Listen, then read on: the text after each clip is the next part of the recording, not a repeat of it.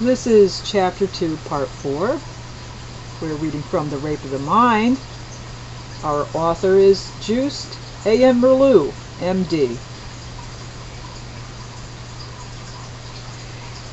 Expressed in psychoanalytic terms through daily propagandistic noise backed up by forceful verbal cues, people can more and more be forced to identify with the powerful noisemakers. Big Brother's voice resounds in all the little brothers. News from Red China, as reported by neutral Indian journalists, tells us that the Chinese leaders are using this vocal conditioning of the public to strengthen their regime. Throughout the country, radios and loudspeakers are broadcasting the official truths. The sugary voice takes possession of people. The cultural tyranny traps their ears with loudspeakers, telling them what they may and may not do. This microphone regimentation was foreseen by the French philosopher La Rochefoucauld, who in the 18th century said, "A man is like a rabbit. You catch him by the ears." During the Second World War, the Nazis showed that they too were very much aware of this conditioning power of the world. I saw their strategy at work in Holland. The radio constantly spread political suggestions and propaganda, and people were obliged to listen because the simple act of turning off one's radio was in itself suspicious. I remember one day during the occupation when I was taking a bicycle trip with some friends. We stopped off to rest at a cafe that we later realized was a true Nazi nest. When the radio, which had been on ever since we arrived, announced a speech by Hitler, everyone stood up in awe, and it was a must to take in the verbal conditioning by the Führer. My friends and I had to stand up too, and were forced to listen to that raucous voice crackling in our ears, and to summon all our resistance against that long, boring, repetitive attack on our eardrums and minds. Throughout the occupation, the Nazis printed tons of propaganda, big lies and distortions. They even went so far as to paint their slogans on the stoops of the houses and in the streets. Every week, newly fabricated stereotypes ogled at us as if to convince us of the splendor of the Third Reich.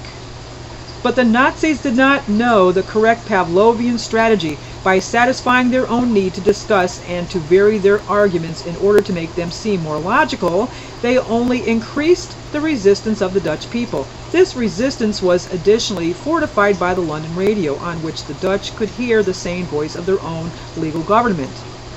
Had the Nazis not argued and justified so much, and had they been able to prevent all written, printed, or spoken communication, the long period of boredom would have inhibited our democratic conditioning, and we might well have been more seduced by the Nazi oversimplifications and slogans. Political conditioning. Political conditioning should not be confused with training or persuasion or even indoctrination.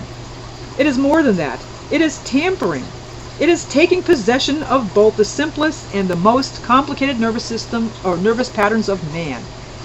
It is the battle for the possession of the nerve cells. It is coercion and enforced conversion. Instead of conditioning man to an unbiased facing of reality, the seducer conditions him to catch words, verbal stereotypes, slogans, formulas, symbols. Pavlovian strategy in the totalitarian sense means imprinting prescribed reflexes on a mind that has been broken down. The totalitarian wants first the required response from the nerve cells, then control of the individual, and finally control of the masses. The system starts with verbal conditioning and training by combining the required stereotypes with negative or positive stimuli, pain or reward. In the POW camps in Korea, where there was individual and mass brainwashing, the negative and positive conditioning stimuli were usually hunger and food. The moment the soldier conformed to the party line, his food ration was improved. Say yes, and I'll give you a piece of candy. The whole gamut of negative stimuli, as we saw them in the Schwabel case, consists of physical pressure, moral pressure, fatigue, hunger, boring repetition, confusion by seemingly logical syllogisms. Many victims of totalitarianism have told me in interviews that the most upsetting experience they faced in the concentration camps was the feeling of loss of logic, the state of confusion into which they had been brought, the state in which nothing had any validity. They had arrived at the Pavlovian state of inhibition, which psychiatrists call mental disintegration or depersonalization. It seemed as if they had unlearned all their former responses and had not yet adopted new ones. But in reality, they simply did not know what was what. The Pavlovian theory translated into a political method as a way of leveling the mind. The Nazis called it Gleichschaltung. Is the stock in trade of totalitarian countries. Some psychiatric points are of interest because we see that Pavlovian training can be used successfully only when special mental conditions prevail. In order to tame people into the desired pattern, victims must be brought to a point where they have lost their alert consciousness and mental awareness. Freedom of discussion and free intellectual exchange hinder conditioning. Feelings of terror, feelings of fear and hopelessness, of being alone, of standing with one's own back to the wall must be instilled.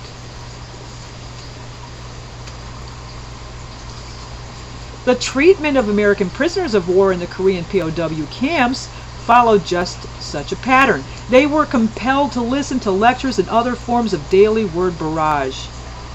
The very fact that they did not understand the lectures and were bored by the long sessions inhibited their democratic training and conditioned them to swallow passively the bitter doctrinal diet, for the prisoners were subjected not only to a political training program, but also to an involuntary taming program. To some degree, the communist propaganda lectures were directed toward retraining the prisoners' minds.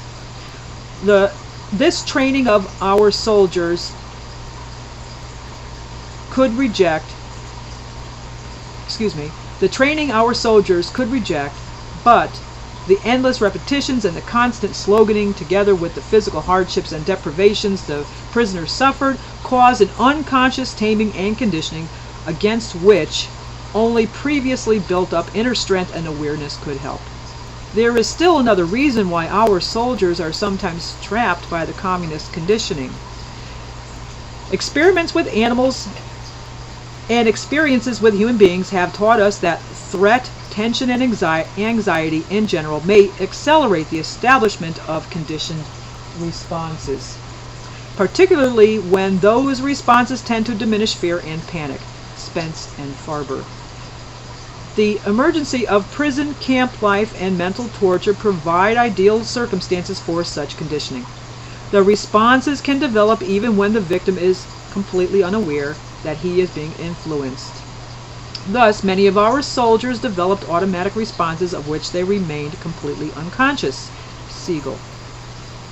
But this is only one side of the coin, for experience has also shown that people who do not know what to expect under conditions of mental pressure can develop a so-called perceptual defense, which protects them from being influenced. This means that the more familiar people are with the concepts of thought control and menticide, the more they understand the nature of the propaganda barrage directed against them, the more inner resistance they can put up, even though inevitably some of the inquisitor's suggestions will leak through the barrier of conscious mental defense. Our understanding of the conditioned process leads us also to an understanding of some of the paradoxical reactions found among victims of concentration camps and other prisoners. And we'll pick that up in the next video. We're in Rape of the Mind.